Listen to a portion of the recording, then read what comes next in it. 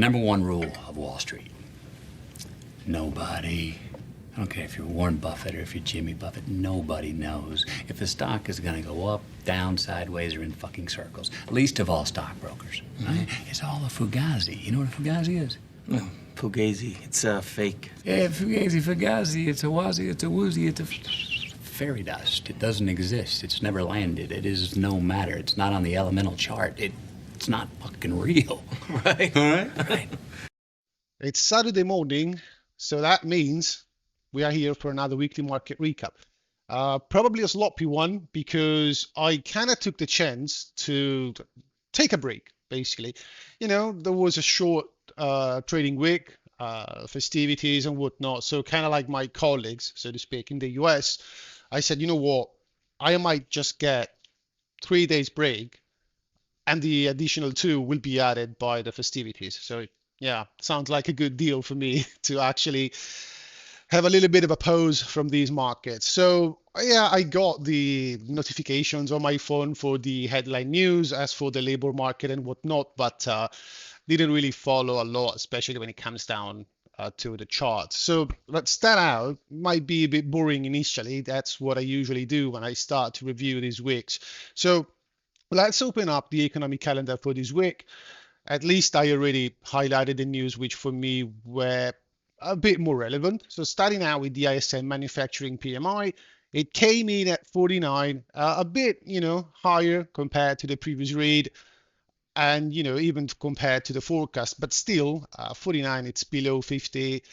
It's kind of trying to recover, I think, or it looks like, you could read it like it's starting to bottom out for a higher low if you're looking at it like a normal price chart, but yet still in contraction. So maybe slightly improvements there, but not really, huge for now. What's next? We got the jobs openings. So, well, this was nice. I mean, the numbers were actually good. 374,000, which brought the aggregate to almost 7.8 million, which, expectations were 7.3. So, big surprise to the upside. So should be all well and good, right?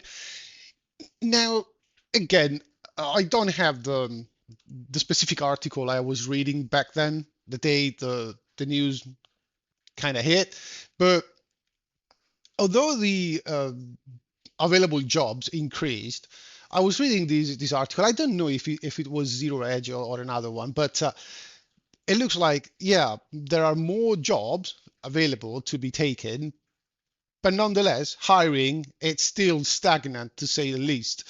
So how does it work? Like, why do we post all these jobs opportunities if then we don't hire?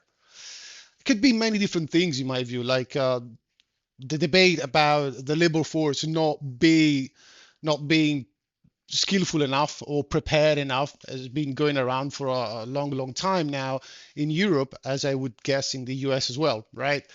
Or it could be, if you want to think badly about the whole situation and having a little bit of a doom and gloomy type of view, it could be that these companies are just posting jobs, but they know from scratch they're not going to hire. So why are you posting jobs? Well, because at least it looks like the company is good. We're actually hiring people, right? Or at least we are looking for new employees to be integrated in the company. So the company is going good, right? Would be worse, right? If we weren't hiring anyone, and on the contrary, we were announcing layoff. You know, and especially for these companies which are traded publicly traded, I guess it can still project to the outside the image of a company which is going good. That could be another type of variation on the theme if you want, but again, the problem with that is that this data has been basically contradicted by what came out right after it. All right. So let's see ISM manufacturing employment. So there are more jobs available, but the employment in the manufacturing sector ticked down. So again, it's not huge. It's still in this range, but again, it just ticked down, which already contradicts the previous data, right? So let's see. Manufacturing new orders down after the peak in January, the kind of election euphoria, and then boom, down. So not recovering. The bounce, so to speak, has been faded. So again, no new orders. Why would you hire new people if you don't have work for them? Another contradiction in my view. Then what do we got? The ADP was a big miss. Everyone was talking about it. 33K, which is not good. And the previous data was also downwardly revised to 29K. So again, you can just look at a chart to see that this is not good. Now, people say the ADP it's not that reliable, or I mean, it often underestimates. Well, yeah, I guess maybe it could be true, but on the other side of the spectrum, you look at the establishment surveys or the establishment report, like NFP, and you can say that historically that actually overestimates if you then look at all the revisions down the road. So where is the truth here, right? It's not black and white. I guess it's like life. It's always a matter of shades of gray, most likely. But anyway, this data was particularly bad. So let's move on. And then we got to the non-farm payrolls, which came in at 147K. So, I mean, the previous month was revised to the upside this time around. Oh, that's new. But I guess you can appreciate that even more if we put that in this other format. But look, they are talking again. I was reading Zero Edge, blowing out numbers, blowing out. I mean, we have been basically stayed at these levels for 3 months now. Like, I mean, a blowout. This might be a blowout, right? Or this one, right? But staying in this range, it's not. I mean, it's not negative at the very least, and it was slightly above expectations, I guess. But you know, I don't see it like a blowout. To be quite honest, yeah, it came a bit above expectations. Consensus was at 110K, but calling it a blowout, I don't know. I mean, and if you keep on digging, right? Let's see. The unemployment rate ticked down 10 basis points, I guess, from 4.2 down to 4.1, and everyone is screaming now. Even the markets were celebrating, especially on Thursday and Friday, because you see, it takes a bit of time, but the orange man, everyone was saying the orange man is bad. But look, it looks like if you give it time, his policies are actually working.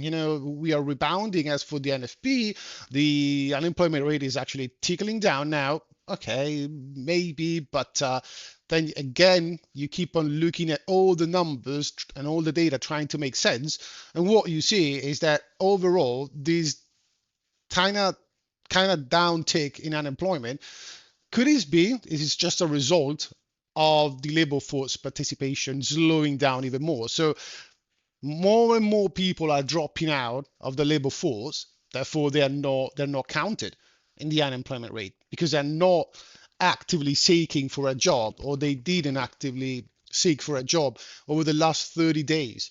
So when it comes down to the survey, let's say the interviewer, it's going to go like, so did you apply or seek for a job over the last 30 days? Well, actually, no, because I can't find it. So at this point, I just drop it and I accepted my destiny. I'm not going to be able to find a new job. All right, thanks for your time. We were just writing you off from the data and saying everything is fine. Is it? I mean, even if the unemployment rate it's going a little bit down, but you got overall on a population of what, 350 millions, right? Uh, 40% of them are not actively working. Now, again, you could not active, even looking for a job, right? So you could say, yeah, maybe, but you could also discount the demographic factor, like you got more people going into retirement, an aging population. Okay, fine. Still, even if you go into retirement, right, on aggregate, what do you think you're going to do when you go into retirement? Probably you're not going to buy a bigger house. Probably you're not going to have 3 cars instead of 2, right? It's not like you're young, you're working, you're trying to get wage raises, you're setting up a family, buying a new home, sending the kids to college and whatnot, buying a new car for your now underage children, right? Wait. Well, it could be just children or child if it's one, right? Okay. Anyway, you got the point. So even if you discount the demographic factor, it would still lead to aggregate demand slowing down, because when you get older and you go into retirement, you tend to downsize a little bit, right? So I don't necessarily see it as a plus, right? Then you go to the jobless claims, which they came down a little bit. We got that short-term peak we were looking at a few weeks ago. But again, this is kind of nice. It's a nice visual representation. If you look at the variance, right, I guess you could look at it as some sort of a regression line, right? Uh, it tells you that the trend overall is to the upside. And if you look at the mean, we are still over the last end of May, but really end of April, we are still above the mean as for the jobless claims. So not so cool, right? Then again, continuing jobless claims, so people unable to rejoin the labor force, or anyway being able to find a new job, again still going up. Then what? 4-week average as for jobless claims, up again. I mean, it just slowed down slightly, but if you look at the trend, it's still up. And then what? Oh, well, sure. Average hourly earnings down. Uh, Average weekly hours down. So again, if you, oh, look, ISM services PMI, they came in at what? Almost 51, so improvements there. The trend is still down, but what was kind of striking to me was this: service employment down. Now, do you remember when we were looking at the manufacturing side of things, and at the end of it, for quite a bit of time, months at this point, I remember I was saying, okay, maybe the manufacturing side of things is not particularly cool, but remember the US economy, it's 70% consumption at the end of it. And the majority of what it's contributing to GDP growth, it's basically the services side of the economy, right? It's not like we are in the 70s where the majority of GDP was coming out the manufacturing, the production side of the economy. It's a mature economy. It's more services oriented. And now we're looking at services actually slowing down. They've been a bit stagnant, right, over 2021, 2022, 23. We got a little bit of a dip in 2024, a recover, and then again another dip now in 2025. So if you got the services sector being a bit weaker than usual, that's not a good sign for the overall economy, because these represents the majority of the US economy. So when you put all together and then you get back to the non-farm payrolls, what could you imply? Well, you could imply that first, the number in and of itself, it's not a blowout, right? You just look at the previous data point release. Secondly, even if it was a blowout, and if you want to look at it as a blowout, there are many other data still relative to the labor market which are contradicting this one. Then you add on top of it that historically it tends to overestimate the real world, so reality, and something like the household service, it's much more reliable and it's much more in line with the ADP report. And at the end of it, look, even if you want to wear your uh, pink glasses and look at the world through the rosy lenses of them, if the number is so good, how comes that, you know, hourly earnings and weekly hours are going down? That can only be explained, in my view, if the majority of these new created jobs or payrolls are not full-time jobs. They're all part-time. And again, I don't have it right here, but the composition, right? Let's say, what was it now? Here. So among the 147K new jobs added, right? Half of them were coming from the public sector, not the federal government this time around. Most of it came from the states level. So I guess I was reading the majority came as for teachers, so educations and whatnot, and a little bit of the wealth. No, sorry, I always, I always mistake those two words. The health sector, all right? So is it good? I mean, at least it's not the federal government, but still, even if it is at a state level, it's still something which is coming from the public sector. And again, I keep on thinking that a real good and strong, and using Powell's word, resilient economy should be based on the private sector, not the other way around. All right. So overall, what we're looking at, rounding it up, if we get back to the GDP now, it's now, so to speak, trading around 2.6%, which again, if you remember, what did I always say? I think at the end of the day, probably GDP for the year 2025, it's going to be in a range in between 1.8 and 2.5. You're not going to have, 4, 3.5 or something like it. But again, at the same time, I don't think you got to that point yet where you could definitely say it's going to be negative, right? And therefore a recession. So again, these are kind of the things I was looking at this morning, basically. That's over the last 45 minutes, basically, before starting recording. Now, after that, let's have a look at some charts. Now, the XY kept on going down as for its current theme up until midweek, basically. We had a little bit of a rebound, but again, it's just a bounce. It doesn't really represent a lot at the current moment in time. We know markets, they don't move in a straight line. And as for now, the trend, it's still to the downside. So again, I wouldn't read a lot into it. If not, there is this discussion now. I'm looking at the internet, especially on YouTube, these YouTube influencers, right? Financial influencers. Now it looks like the theme of the moment, it's they basically brought back interest rates differential, which again, I've talked about it. I think they play a role, yeah, for sure.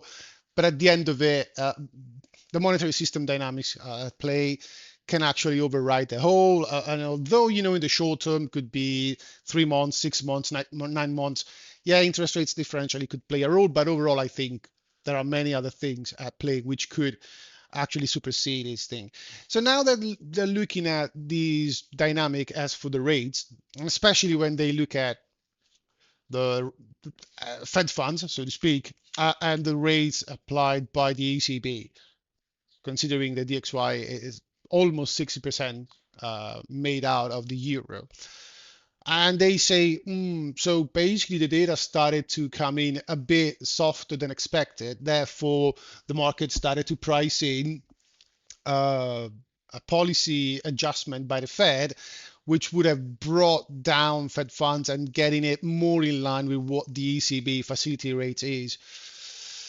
But look, even if you believe that, in my view, this is just my opinion, of course, but even if you believe that, why should that justify one of the biggest drop in the DXY in history? Because we are looking at a 10% correction in 6 months. which for currencies is like a lot. Okay. Um, I think it's not so much about interest rates differential. Because even if I think, this is my assumption, let's call it a prediction if you want, or whatever assessment. But I think even if the Fed starts to drop, right? Why should the Fed drop rates? Well, because the economic conditions in the US are getting softer and softer and softer. Okay, so there is a huge debate, and we know because of all the trade war and the tariffs and whatnot. So we know that Europeans are parasites and they are building up their wealth on the backs of US consumers. So what's going to happen if the economy in the US gets to a point where it's so bad, then even Powell it's forced to reverse course and starting to cut rates. At that point, what does it tell you about the conditions of the US consumer, right? And if the conditions of the US consumer get so bad, and it's true that Europe is a parasite and it's dumping its goods onto the US market, if there is no consumers in the US markets available to absorb the European production, what do you think is going to happen to the European economy? It's going to be even worse than the US, right? And therefore the ECB should drop even more than the US. So I don't truly believe this interest rates differential type of narrative for now. Although again, in the short term, maybe. I mean, if it's based on expectations, we do know expectations often translate into actions, and therefore you see them manifested on the chart. But as for them, for fundamental side, I don't see it. I think it's all a matter of liquidity. Dollar liquidity right now, it looks like it's available, and therefore there is no need to scramble for dollars at the current moment in time. All right, that would be my main assessment here. Now again, the reasons why I'm expecting the dollar at a point to have a little bit of a rebound, I already talked about them in past videos, right? Don't need to get back into it now. But at the same time, I don't really buy into these interest rates differential type of justification for this move into the DXY. All right. Now, I'm sure there are many other things you could say, but it would be, I guess, just a reiteration of what I've just said in the last 3, 4 videos, I guess. So let's move on.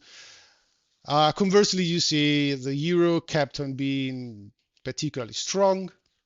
Same for the pound. Then what? It's pretty much all on the same, all the same on these charts, right? The only one thing, the Japanese yen, it attempted this breakout from this downward type of a trend, and again it was rejected so far. Now look, if anything, there is a risk which could unfold itself from these charts. When you think about how the monetary system is structured, right? It's all a big leverage, right? And you know about the yen carry trade. So a big risk when it comes down to the financial system, the monetary system, the leverage component into it, and the potential unwind, deleveraging event, deflationary event. If you want to seek for evidences of it starting to manifest itself, beside the credit spreads and whatnot, you could monitor what the DXY is doing and what the yen relative to the dollar is doing. So if you see the yen spiking to the upside at the same time the DXY spikes a little bit to the upside, and again, it's not a matter of direction purely, but you need to pay attention to the rate of change. All right. Up until the point it grinds, or both are grinding one way or the other, the financial system can adjust, right? It's a matter of the rate of change. If you see all of a sudden both the yen spiking to the upside against the US dollar, and you see the DXY overall spiking to the upside, that's when you know you got a deleveraging event going on, which is not good for risk on assets. Obviously, it's some sort of a liquidity crisis because the system runs on credit. Money equal credit and debt, right? So if you got a deleveraging event, it means that all the funding which was acquired in the yen denomination and into the dollar denomination, it's been unwound, and therefore risk on assets which were funded with this mechanism needs to be repriced lower as people are scrambling for the dough and dumping everything they got in order to get back to the liquidity they need to honor these funding obligations. It might be a bit cumbersome, but I hope you understood the dynamic. All right. So just a potential risk. Uh, doesn't mean it's going to happen tomorrow, next week, next month, but this is why I keep this dotted trend line on the yen. Right. BRICS, Chinese yuan, Russian rubles, bit of the same. Finally, you remember we were talking about this massive peak up to the downside. And we said maybe this time around we could break through these resistance now. As for the Australian dollar, looked like we did. Wasn't huge, but at least, we trade above it. We got stable above it a little bit. We might retested it now. Um, all in all, I think if the DXY as a whole or the dollar as a whole keeps on being weaker, you could expect even the Australian dollar to kind of try to grind slowly to the upside a little bit. Still, bear in mind, compared to all the other majors, it's still the weaker of the pack. So don't expect a lot up until the point something changes for real, right? Oil, bit of a rebound in oil after going sideways for a good week or even a bit more than a week, maybe. Yeah, from June the 25th up to, well, July the 2nd. So why, again, I guess, at the end of it, uh, simply speaking, a range could be resolved one way or the other, first of all, and then maybe we got to the upside on the back of the data we were receiving from the labor market in the US, maybe, right? We are going to look at it, but this situation was a little bit reflected even in yields, right? So it's just the market, in my view, overall, over the long run, being offside, right? But doesn't matter my view on the long run, since I do trade on the short term. So again, always try to differentiate your long-term views from the short-term knee-jerk reactions by markets and therefore price action. AKA the market thought, actually bought into the narrative that NFP numbers were a blowout. Therefore, as we will see, yields ticked up, oil ticked up, right? Could be something like this. Risk on assets all across the board, they tick to the upside. It could be something like it, right? But is it enough to determine the long-term trajectory? I think we need a bit more further development, especially for oil, right? So again, up until the point it stays in between the 65 and the 70 range, all in all, I think it's not bad. Like it's not like it's spiking to the upside at the light speed of light. And if it stays in a range which allows US companies which are extracting oil out of the ground to be profitable, it's another plus for the US economy, I'd say, because there is a good numbers of jobs which are created in those sectors. So yeah, we'll see about that. I don't have any further assessments for oil for now. If not that, on the geopolitical side, it looks like after the burst in the Middle East, things are maybe cooling off a bit. I, I don't think they are completely resolved, but at least you don't have, let's say, a pressing emergency or a geopolitical premium to be priced into the oil market for now. Let's move on to gold. Uh, that was funny. I said if you are a believer in trend lines, right? It looks like we almost retested the previous level. We actually dipped into the shadows, the wicks.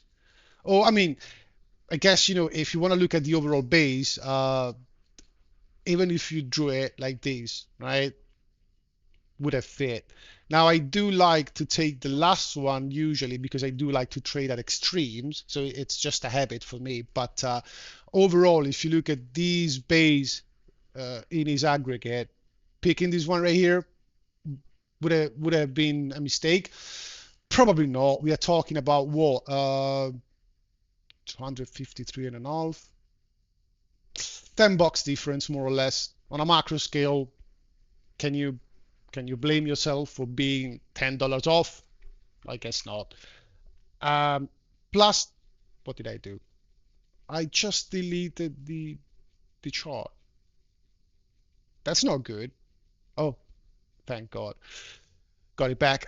So other than that, the trend line was respected. If you do believe in it, we ran to the upside, but we found resistance at what was previous support, broken, retested, now acting as resistance, at least on first pass. So I guess, for me, the assessment is pretty easy. Can we maybe consolidate a bit below this line right here and then breaking out and actually reclaiming it?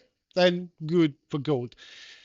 Is this going to provide an effective rejection and sending oil back down below, again, the trend line and potentially in time the support? Then we might have a different thing going on in the gold market. Again, remember the usual theme as for gold, it tends to have these huge run-ups and then it might stay in a range for a few weeks, if not months. So it's still, I guess, it's still some sort of a ascending triangle overall. You're getting pretty much mature into it. So I would go as far as saying that we should have resolution on it sooner rather than later. But up until the point you don't see it, just just trade what you see. Can you get massively bearish on gold right now? I don't think so. Should you be massively bullish? Well, in the very, very short term, I would wait again for this trigger. Other than that, overall, yeah, I mean, still bullish more than anything else. Maybe over the next few days, if you want to take a bit of a more cautious type of a approach, yeah, let's just wait for these to do one thing or the other, breaking up, reclaiming it, breaking down, losing it, right? But I would lean a bit more on the side of consolidation and another attempt to the upside for now. Bitcoin, we finally broke this high. It took a bit of time. I was expecting, a much sharper action right here. Instead, Monday, Tuesday, we pulled back down, which again, it's not good. Sorry, it's not bad in and of itself. Actually means we made this move a bit more efficient, so it should be a bit less prone to sharp pullbacks into it. We still got this pocket. I mean, could we see a sharp pullback into it? Maybe. I mean, it wouldn't be my base case, and even if it happens, I'll still think we would maintain the overall range and therefore the structure, so it wouldn't be the that sense in and of itself. But as for other risk on assets, I think in the short term, I would still favor the upside even in here. Yeah, there is nothing else to say about it, I guess. Now let's have a look at yields. We were hinting at them being a bit to the upside, closing down the week. Again, probably because of the data and how the market is taking them. Remember, there is still that SLR thing on the table. So over the let's call it medium to long term, we could see more bids for treasury bonds, therefore possibly lower yields. Again, could be tomorrow, could be in 6 months. We don't know. We just know it is a potential catalyst. And don't remember we've seen these sudden spikes to the upside before. So it's a treasury market. This is kind of the rule of thumb for treasuries. They should move like these. The problem you got in treasuries is when they move like these, or like these, or like these. Those sudden and sharp movements, which are usually and historically you don't expect, right? But up until the point they're kind of consolidating, range action. That's kind of a good thing as for these type of markets, in my view. So conversely, we had a little bit of a pullback. Uh, if you look at the short end of the curve, a very pronounced pullback, right? The long end and the medium end, a bit more subdued type of a pullback. I guess, again, overall, in the grand scheme of things, they're still just ranging, grinding up now, but still in this range in between the lows. And probably this area right here, right? And as for the medium end, again, probably these lows. We got lower highs though, so how do you want to call it? I don't know. I'm not a fan of labels, to be fair, but still consolidating nonetheless. There will come a point where it goes one way or the other because, from contraction you got expansion at a point, but I guess we just need a catalyst for it. And I don't see we've seen something big enough for it now. So one tiny thing as for the treasury market and yields and whatnot, there was this thing right here. Now this is the overnight repurchase agreements as for the Federal Reserve. So this is basically the repo market, all right? And how does it work in a nutshell? These are the treasuries which are temporary bought up by the Fed. Okay, so the Federal Reserve is purchasing these treasuries, and what they do, they keep the treasury from the banks, and the banks kind of have access to Fed liquidity. Now, again, I don't want to get into the debate in between Fed liquidity, Fed bank reserves, and whatnot. Just leave it out for a minute. Otherwise, we are going to talk about the Fed for another hour, and I don't want to. But the bottom line would be, if you check these out, especially over a much shorter period of time, you see we got a little bit of a spike. All right, so people are saying the Fed needed to rescue the repo market. So if you understood the logic, so banks are giving their treasuries to the Fed in order to get the liquidity. Now you might say, well, why? Can the banks just, sell the treasuries to another bank and have that short-term collateralized loan from another actor inside the financial system without using the Fed? Well, normally they could. So if they don't, could this be because they don't find another correspondent which is willing to lend them money, even if the loan is collateralized, right? So they need to go to the Fed. Is it a sign of a potential liquidity stress? It could be, in my view. A short-term leap, to be fair. And don't forget, sometimes you got these tiny spikes, especially at quarter ends, but nothing like this. I mean, how many quarter ends we got, right?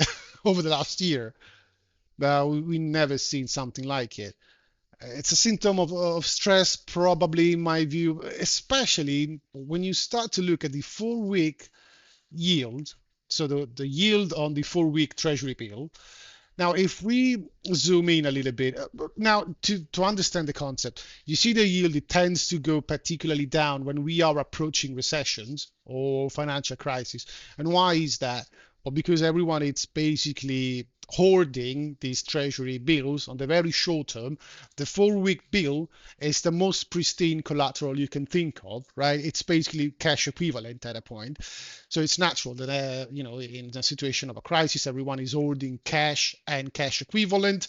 So they bid up the asset and therefore the yield just collapse. Now, over the last year, if the Fred database has been fast enough to change the time frame, but I wanted to go over this period, basically the month of June, if we can.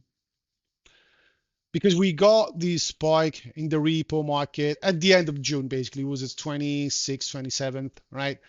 But when you look at the Treasury bill yield, you see that throughout basically all the month of June, it was going down. Now, after the spike, because if you check again, the spike is on the 27th, and it's basically resolved 4 days later. On July the 1st, was already resolved. So it was like 4 days, right? You look at this very short-term movement in the yield, and you see it's downtrending, as if, I don't know, banks, money dealers, financial dealers all across the system were actually buying up a lot of these 4-week bills, therefore driving the price up and the yields down. Is it? Is it? I think it's not a coincidence that throughout all the month leading to this spike, these actors, these financial actors, were buying into the bill actually. And why might be? Well, they kind of have the pulse of the financial and monetary system. So it could be that they see symptoms of potential stress coming up. And so they say, you know what? We need to buy all these 4-week bills. Why? Even if while we do it, we basically bring down the yield, right? So at a point, it could be like, it would be much more convenient for us to just park our money at the Fed. And instead of, let's take a random point, instead of getting 4.13% on our cash, we could get Fed funds, 4.30, 33, whatever. I mean, it's 20 basis points, right? Which, if you start considering millions or billions, it's a good difference. But why do you think they would instead of taking that 20 basis points extra, why do you think they would keep on piling into these treasury very short term and driving the yield lower? Well, think of the incentive structure. Might be because they think if they stock up and at a point they think there will be some sort of a collateral shortage, they couldn't then lend that collateral out in the reverse repo market and, applying a haircut, which it's going to allow them to make more money than the 20 basis points they could get if they go to the Fed funds instead of piling into the Treasury bill. I'm going to repeat that. I could get 4.33% if I just park my money at the Fed overnight. I don't. I piling into this asset and I'm losing that 20, 22, 23 basis points. What happens when what I kind of grasp it's going to happen actually happens is that there will be a huge amount of demand, right?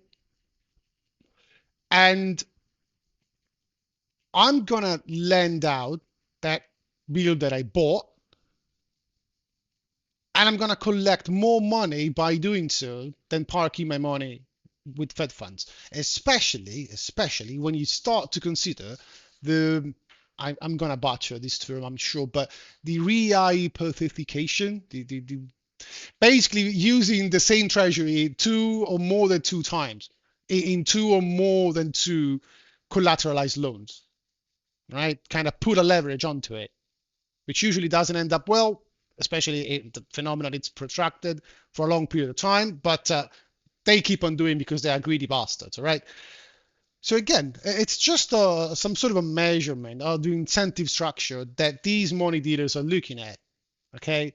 So they think that if they do this, they're losing money maybe in the short term, but they are forecasting a potential opportunity to make more money than just parking what they got and getting Fed funds. So that was a tiny bit interesting in my view. And again, it was resolved. So when it was resolved, as you can see, the yield immediately rebounded because maybe it was just a short-term type of a phenomenon. And when, things kind of cooled off, especially because the Fed intervened, as you can see, they just didn't need that anymore, and they kind of reduced back their allocation in the 4-week bill to normal standards. Nonetheless, if you are a nerd in these curves, it could be something that you might want to investigate. Am I sure that the entire concept I laid out it's for real and 100% what happened? No, I'm never sure of anything. Absolutely, and neither you should. But it's just my read of it, or a potential read. Am I too pessimistic? It could be, but nonetheless, that's I know that was my reasoning, right? To kind of grasp an explanation. So getting back to it, let's move on to the stock market. Oh, the stock market just kept on going higher and higher throughout all the week, basically. So started out on Monday, a little bit of a pullback and then up. Tuesday again stayed in this range and then up. Then we got on to Wednesday. On Wednesday, and this is always interesting for me. Again, I highlighted something like this last week, but you see Wednesday, the lows on ES are actually higher lows, while you got a little bit of a lower low on NQ, which again, the sweep sees lows, and then immediately it reverses back and trade to new highs for the day. It keeps on grinding to the upside overnight, and then on Thursday you got the huge run up, catching up with ES. All of which, while the Dow just stayed basically bullish throughout all the week. Now, if you check all across the board, could this be just a little bit of a rotation? As for end of the quarter rebalance, so might be a few hedge funds or money managers, they kind of took profit in the mega caps, tech sector stocks, and rebalanced their portfolio. Therefore, you've seen overall markets kept on going higher, but especially in the first part of the week, the Nasdaq was a bit weaker relative to NQ and the Dow, and ultimately though they both moved up together. It could be, I guess. Now the entire market just moved up, so as I said, there is no reason to be bearish yet. Actually, we ended up the week with a gap down. Sorry, up. We completely ignored the gap down. Still, could be useful at a later stage, not for now. It's very hard to be bearish this market now. Again, this is where the separation needs to come in, because you see how, and this is becoming a constant, right? I know I might sound repetitive, but I keep on highlighting this contrast in between. I look at the data, right? The macro data, the economic calendar, and I keep saying this is not good. This is not going to end up well. It must come a day of reckoning, right? For the labor market, for the interest rates market, for Jay Powell, all the rest. But at the same time, but when you see me looking at the charts, you need to trade what you see, right? As I said last week, there might be the time where you're gonna have the catalyst, the black swan, the unforeseen, the whatever, the unexpected, the not priced in event, the what was that? The exogenous event, which makes all those fundamental aspects and data all of a sudden becoming a hell of a lot more relevant. But it's not the time yet. And you can't really, as a trader or even as an investor, if you wish, you just can't fight the tape. Don't fight the tape ever. You're gonna hurt yourself badly. Or, I mean, you're gonna lose in terms of opportunities, right? So again, just a market like these, you know, I guess again on top of it, you could add the fact that the big beautiful bill. Do you remember we were talking about could this be a potential risk if it gets stuck? Well, again another worry which have been climbed up because it's been passed, and as for the last time I read, it was on Trump's desk to be signed off. So yeah, is it bad over the long run? I don't know. We could argue about it all you want, but it doesn't change the fact that in the short term, those are just more money in the pockets of consumers. Consumers can spend them into the real economy. Therefore, most likely, corporate earnings will be still maintained to the upside or not contracting. Therefore, people are still willing to pay a premium for stocks to get to those revenues, earnings, and dividends down the road, because there is nothing which is impacting this view that these companies will keep on making money down the road. Again, does it really matter if I think it's going to happen, if you think this is going to happen, or if I think it's not going to happen, it's going to end up badly? It does it matter? For me and you, maybe, but if the market keeps on believing it and it keeps on moving like this and people are keep on behaving like this and pouring money in, you can keep on fighting financial realities, or in this case price action realities, and lose, or you just you know what they say, if you can beat them, just join them. Right? So this is it. Now we are now particularly deviated to the upside relative to moving averages, especially the 55 exponential. You see that, the market, it tends to snap back a little bit on both sides, right? When it gets, I'm talking about the green in this case, when it gets so deviated, right, it tends to snaps back toward it, right? Again, even here, right, it goes up, then it comes back to it, goes up, comes back to it, now goes up. So again, it could we have a little bit of a pullback, especially again in the in the dips? No, how do you call it? Well, in the deepest part of the summer, so August, basically. Yeah, August, September historically are not very good months for the equity market. July, as I said, instead, from a seasonality standpoint, is particularly good. So I wouldn't count on these potential and future pullback in July. Especially again in July now, we're gonna have, starting mid-July, earnings reports coming in. So if we keep on beating earnings, it could be again a catalyst to keep on grinding to the upside.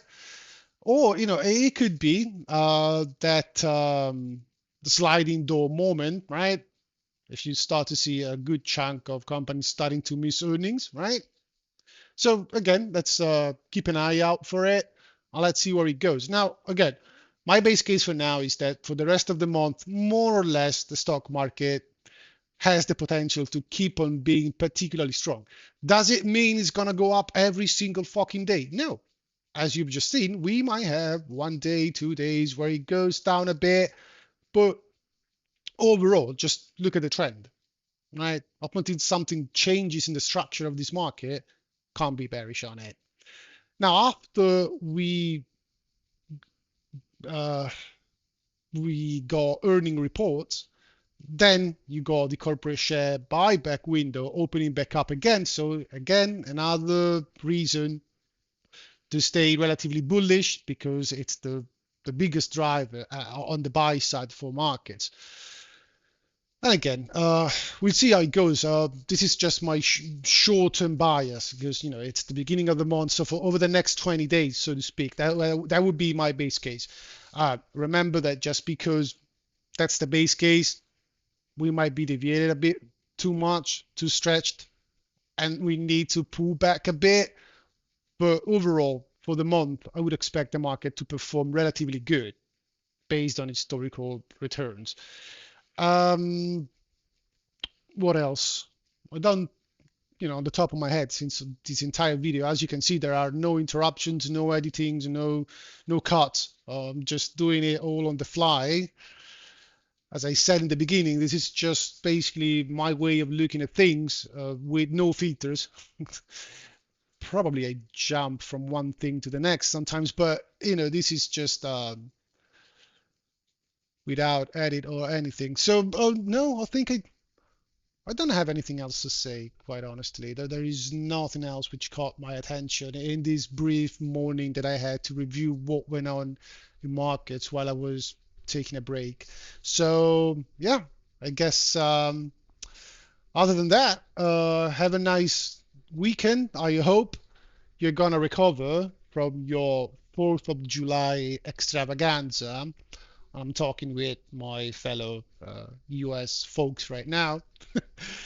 And as for the rest of the world, again, I hope you're gonna have a nice weekend, rest a bit, take a break, relax, and we're gonna be back in markets on Monday. What will be the calendar for next week? Let's have a brief look at it. So next week, what's gonna be? Again, a few biz auctions. What else? Don't see anything particular. Oh, well, look, consumer inflation expectations.